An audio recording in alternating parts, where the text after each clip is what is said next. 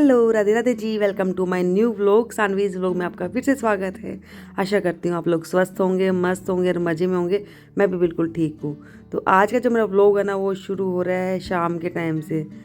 शाम तो क्या, रात ही हो गई है। डिनर का काम मेरा सारा हो गया है कि बर्तन वगैरह सब क्लीन हो गए हैं और ये लास्ट के तो कुछ काम रह गए थे। तो अभी लेके आए थे मम्मी सब्जी, और लाते ही ना जो हरी सब्जियां वगैरह होते हैं वो सब कट करके रख देते हैं मम्मी, और ये मटर वगैरह सारे छील के रख देते हैं। तो इससे क्या है कि बहुत ही मेरा जो काम है ईजी हो जाता है, आसान हो जाता है। तो ये देखिए सारी जो सब्जियां हैं, हरी सब्जियां हैं ना, सबको साफ़ करके मम्मी इस तरह से पैकेट में डाल के रख देते हैं, और जिससे कि मुझे सब्ज़ी बनाने में बहुत ज़्यादा इजी हो जाता है। और ये जो काम होता है ना, ये मुझे इतना हार्ड लगता है करना, और मम्मी पापा पास में हैं तो मुझे कोई भी दिक्कत नहीं रहती है इस चीज़ की। सब काम मुझे किया हुआ मिलता है इस तरह से। तो सर्दियों में जैसे मटर वगैरह छीलने में बहुत टाइम लगता है ना, पर इस सर्दी में अभी तक मैंने एक भी मटर अपने खुद से छील ली नहीं है। और ये देखिए इतनी सारी मटर मम्मी ने छील के रख दी है, और इसको रख दिया छिलकों को गाय के लिए, जो कि हम सुबह दे देंगे। तो अभी मिल रही हूँ मैं आपसे मॉर्निंग में, और अभी बना रही हूँ मैं नाश्ता। और नाश्ते में बन रहे हैं आज हमारे पालक के परांठे। तो बहुत ही ईजी तरीके से आटे में बस मैंने पालक को बारीक बारीक कट करके डाल दिया है, नमक डाल दिया है, थोड़ी सी मिर्ची डाल दी है, और इसमें डाल दी थोड़ी सी मैंने मलाई आटे के अंदर ही। तो आप मलाई डाल दो या फिर थोड़ा सा आप दूध भी डाल सकते हो आटा लगाते वक्त। तो उससे क्या है कि बहुत ही नरम परांठे बन जाते हैं। ठीक है, तो ये आज का जो हमारा नाश्ता है। साथ में बनाई थी मैंने मिक्स वेज बना ली थी, चटनी भी बना ली थी। तो ठीक है, यहाँ पे नाश्ता वगैरह हो गया था, और उसके बाद फिर लगी थी मैं अपने किचन के काम में। तो मेरी बात रह गई थी बीच में अधूरी। मैं आपको बता रही थी कि जब इस तरह की सब्जियां वगैरह आती है घर पे, और उसको साफ़ करने में बहुत ज़्यादा मुश्किल हो जाता है। मतलब मुझे तो बहुत हार्ड लगता है ये पालक वगैरह साफ़ करने, मेथी वगैरह, बथुआ वगैरह साफ़ करना। पर हमारे है ना ये वाली बिल्कुल भी प्रॉब्लम नहीं है, ये हमारे मम्मी जी अपने आप ही करके रख देते हैं। तो कपड़े वगैरह तय लगाने हैं, बर्तन वगैरह सेट करने हैं, या फिर सब्जियां वगैरह कट करनी है, छीलनी है, तो ये सब चीज़ें मैं बिल्कुल भी नहीं करती हूँ, ये मुझे करी कराई मिलती है। तो ये जो घर में बड़े बुज़ुर्ग होते हैं ना घर पे, तो ये सब चीज़ें आपको करने की ज़रूरत ही नहीं पड़ती, ये आपको करी कराई मिलती है। तो वैसे लोग है ना क्या करते हैं कि अकेला रहना पसंद करते हैं, बड़ों के साथ रहना बहुत कम लोग होते हैं जो पसंद करते हैं। पर एक बार बताऊँ क्या, इनके साथ रहना ना बहुत ही फ़ायदेमंद रहता है। मैं इनके साथ रहती हूँ ना तो मुझे इतना फ़ायदा रहता है। मतलब जब पापा मम्मी गाँव चले जाते हैं ना, तो मुझे इतनी ज़्यादा टेंशन हो जाती है हर काम की। मार्केट से सब्जी लाना है, कोई सामान लेके आना है, तो मेरे तो हाथ पैर ही फूल जाते हैं कि मुझे मार्केट जाना पड़ेगा। और अभी क्या होता है, अभी सिर्फ मुझे बोलना पड़ता है कि ये चीज़ लानी है, ये चीज़ ख़त्म हो रही है, तो बहुत ही ईजी हो जाता है काम। तो इसलिए जो बड़े बुज़ुर्ग घर पे रह रहे हैं ना, साथ में रह रहे हैं अपने, मतलब अपने साथ क्या रह रहे हैं, हम उनके साथ रह रहे हैं, तो बहुत ही काम है ना ईजी हो जाता है। तो मुझे तो अकेले रहने से ज़्यादा ना इनके साथ रहना ज़्यादा अच्छा लगता है। और जब लोग बोलते हैं ना कि हम तो अकेले रहते हैं, मतलब सास ससुर उनके गांव रहते हैं, तो मुझे ऐसे ना दिमाग में मेरे यही आता है कि यार ये अपने घर का मैनेज कैसे करती होंगी, अपने घर को किस तरह से सेट करके रखती होंगी, क्योंकि अकेले काम करना ना बहुत मुश्किल लगता है। और जब पापा मम्मी साथ में होते हैं ना, तो फिर बिल्कुल भी टेंशन नहीं रहती किसी चीज़ की। मुझे मतलब दोपहर को मैं अगर सोऊँ ना, तो मुझे नींद भी नहीं आती है अकेले में। तो ऐसे अजीब सा ना मन में डर सा रहता है। तो इसलिए ना बड़ों का होना बहुत ज़रूरी होता है, साथ में रहना बहुत ज़रूरी होता है। तो यहाँ पे साथ साथ मैं आपको बता भी देती हूँ कि पिछले व्लॉग में मैंने आपको दिखाया था कि मैं किचन क्लीन कर रही हूँ, और एक साथ में नहीं कर रही हूँ, थोड़ा थोड़ा मतलब रुक रुक के कर रही हूँ। एक दिन में नहीं होगा मुझसे, क्योंकि सर्दी चल रही है अभी, और सर्दियों में ना दिन बहुत छोटे होते हैं और ना काम ज़्यादा हो जाते हैं। तो फिर इसलिए थोड़ा थोड़ा मैं सोचा किचन क्लीन कर लेती हूँ, और काफ़ी दिन से नहीं की थी मैंने। तो गैस स्टोव तो देखो करना ही पड़ता है, रोज़ ही करना पड़ता है, और मुझे तो तीनों टाइम करना पड़ता है, क्योंकि ये ना बहुत ही ज़्यादा गंदी हो जाती है। मेरी ब्लैक कलर की है ये चूल्हा, ब्लैक कलर का है, तो दिन में 3 बार तो इस तरह साफ़ करना पड़ता है, और एक बार मैं करती हूँ डीप क्लीनिंग। तो ये दूध वगैरह उबल जाता है, ज़्यादा बाहर निकल जाता है, तो ये देखिए। और ये जो बीच वाला बर्नर है ना, ये सबसे ज़्यादा गंदा होता है, और इसको बार बार साफ़ करना पड़ता है। तो और ये कांच का है मेरा गैस स्टोव, तो इस पर मैं लोहे का जवा यूज़ नहीं कर सकती हूँ। इस पर मुझे ये वाला स्क्रबर होता है, ये यूज़ करना होता है। पर ये कोलियन से ना बहुत ही ईजी और बहुत ही जल्दी हो जाता है, पता भी नहीं चलता है।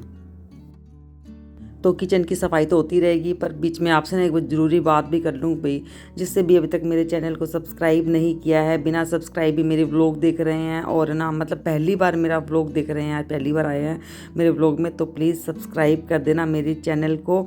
सानवीज़ व्लॉग से है, और उसके बाद आप शेयर भी कर सकते हो मेरे व्लॉग को अपनी फैमिली में, फ्रेंड्स में, और स्टेटस पे भी लगा सकते हो और शेयर कर देना। और साथ में ना कमेंट ज़रूर कर दिया करो मेरे व्लॉग में, छोटा सा ही कमेंट करो चाहे, पर कमेंट ज़रूर कर दिया करो प्लीज़। इतना सा काम करना है, आप ज़रूर कर देना। और साथ में बेल आइकन का बटन भी दबा देना, जिससे क्या है कि मेरे जो व्लॉग है वो सबसे पहले आपके पास पहुंच जाएंगे। तो प्लीज़ इतना काम ज़रूर कर देना। तो फ्रेंड्स, वैसे ज़्यादा गंदी नहीं थी मेरी किचन, और ना क्योंकि मेरी आदत है कि जैसे ही मैं खाना बनाती हूँ, खाना बनाने के बाद जब मैं किचन क्लीन करती हूँ ना, तो इस सब चीज़ों पे मैं एक एक कपड़ा से मार ही देती हूँ जैसे ही काम किया, तो ये चीज़ें वैसे ही साफ़ रहती है। पर डीप क्लीनिंग की बात करें तो डीप क्लीनिंग में क्या होता है कि थोड़ा सा ना सर्फ वगैरह से अच्छे से इसको स्क्रब से साफ़ कर दिया, तो और भी अच्छे से चमक गई है ये, तो मुझे ज़्यादा परेशानी नहीं हुई है। बस क्या होता है कि जब काम शुरू करते हैं ना, तो थोड़ा सा बस वो आलस रहता है कि काम शुरू करना है, पर जब काम करने लग जाते हैं ना तो बड़ा ही मज़ा आता है। और मुझे तो इस तरह से साफ़ सफाई करने में ना बहुत ज़्यादा इंटरेस्ट आता है। बस ऐसे रहे कि एकदम साफ़ रहे, चमकती रहे किचन, पर ऐसा नहीं हो सकता ना, किचन ज़्यादा देर तक ना साफ़ रह सकती है, ना ही सिंक खाली रह सकती है। तो यहाँ पे देखिए एकदम साफ़ हो गई है आज, और काफ़ी चीज़ मैंने साफ़ कर ली है आज, ओवन भी साफ़ कर लिया है, और ये अपनी जो मिक्सर थी वो भी मैंने अब साफ़ कर लिया है। और टाइम हो रहा था अभी, मतलब 2 सवा 2 बज रहे थे, और मेरा ना किचन का काम हो गया था, पर फिर भी मुझे ऐसे लग रहा था कि अभी मेरे पास है आधा घंटा अभी मेरे पास था, क्योंकि आधे घंटे के बाद आ जाएगा मेरा बेटा स्कूल से, और उससे पहले मैंने सोचा कुछ और काम कर लेती हूँ। क्योंकि ऐसे रहता है ना, जब काम कर रहे हो ना, तो ऐसे मन में ऐसे रहता है कि चलो कुछ इतने इस टाइम का थोड़ा यूटिलाइज और कर लेते हैं। तो आधी घंटा मेरे पास थी, तो मैंने सोचा कि इसका क्या किया जाए, तो फिर मैंने सोचा कि आज चलो फ्रिज और साफ़ कर लेते हैं, क्योंकि बहुत ज़्यादा तो गंदा नहीं था फ्रिज, क्योंकि अभी सर्दियों में कम ही खुलता है, पानी वानी बोतलें रखते हैं तो थोड़ा गंदा हो जाता है, पर अभी इतना गंदा नहीं था फ्रिज। तो मैंने सोचा पहले इसको सारा खाली करके और उसको फिर है ना थोड़ा सा कॉलिन लगा के और इसको साफ़ कर दूंगी, तो आज ये बड़ी चीज़ भी साफ़ हो जाएगी। तो ऐसे रहता है ना कि मन में किसी दिन कुछ काम कर लेते हैं, साफ़ सफाई का कर लेते हैं, तो मन में ना तसल्ली सी रहती है कि हाँ आज कुछ किया है। और जिस दिन कुछ ना करो ना, तो ऐसे मन में रहता है कि यार आज कुछ किया ही नहीं, पूरा दिन ऐसे ही निकल गया, कुछ कर लेते। तो मेरा तो ऐसे ही रहता है, थोड़ा सा टाइम मिल जाता है ना, तो मैं तो इस तरह से साफ़ सफाई वगैरह करती रहती हूँ। अपनी अलमारी साफ़ कर ली है, या फिर किचन साफ़ कर लिया, फ्रिज साफ़ कर लिया, कुछ ना कुछ मैं करती रहती हूँ। तो सारा फ्रिज को मैंने खाली किया है, और कुछ भी एक्स्ट्रा सामान वैसे इसमें नहीं था, क्योंकि सर्दियाँ होती हैं ना, तो क्या होता है कि सब्जियां वगैरह इतनी बचती नहीं हैं, और जब बचती है तो उसका हम यूटिलाइज़ कर लेते हैं। मैं आटे वगैरह में लगा लेती हूँ उस सब्ज़ी को, तो ज़्यादा भरा हुआ नहीं था फ्रिज। और पूरा फ्रिज को खाली करके मैंने इसमें कोलिन छिड़क दिया है, और कोलिन से बहुत ईजी से और बहुत जल्दी से फ्रिज साफ़ हो जाता है।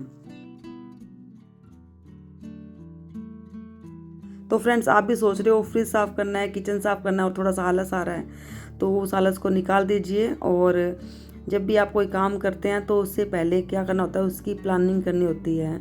बिना प्लानिंग के कोई भी काम नहीं हो पाता है। तो अगर आपको किचन क्लीन करनी है, सोचा है सुबह करेंगे, तो उसकी प्लानिंग आप रात को ही कर लीजिए कि आपको क्या करना है, किस तरह से नाश्ता बना के रखना है, लंच बना के रखना है, जिससे क्या है कि आप अपनी जो क्लीनिंग है ईजी से कर सको।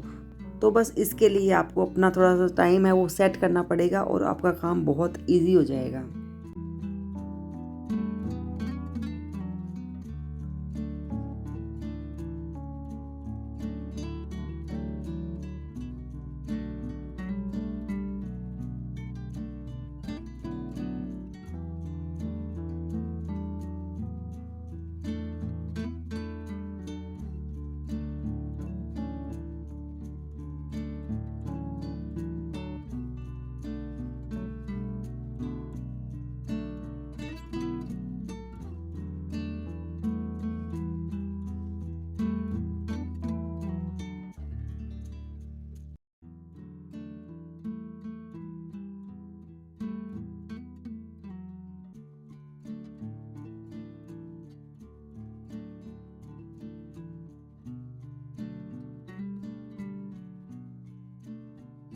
तो फ्रेंड्स ये देखिए फ्रिज हो गया है साफ़, वापस सामान भी रख दिया है मैंने और मेरा बेटा भी आ गया है स्कूल से।